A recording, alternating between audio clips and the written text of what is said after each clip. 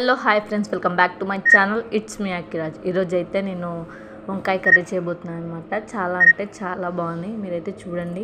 రాని వాళ్ళ కోసం చేస్తున్నాను, వచ్చిన వాళ్ళ కోసం అయితే అస్సలు కాదు.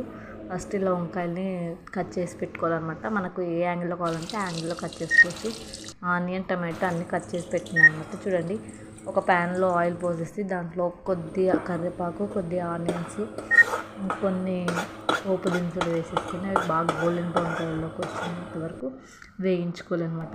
నెక్స్ట్ మనం కట్ చేసి పెట్టుకున్నాం కదండి, ఆ వంకాయలని దాంట్లో వేయాలి అనమాట. చూడండి, కనిపిస్తుంది కదండి, అలా వేయాలి. వేసిన తర్వాత అవి బాగా మగ్గాలి అనమాట. ఎందుకు నేను స్పీడ్ చెప్తున్నాను అంటే మీతో కొద్దిగా మాట్లాడాలి అండి.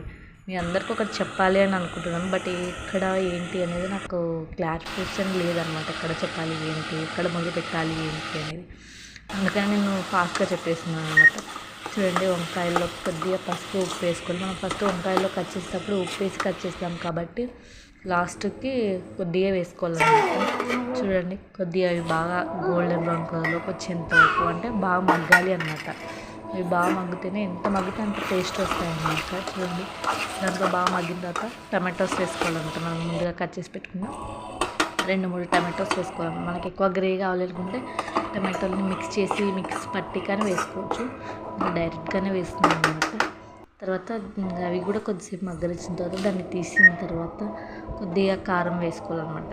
మనతో కారం అంటే కారము, మనతో ఉంటే మసాలాలు, తర్వాత అల్లం వెల్లుల్లి పేస్ట్, ఫైనల్గా కొత్తిమీర అన్నీ వేసి ఇంకొక 5 minutes జస్ట్ అలా మగ్గనివ్వాలి అనమాట.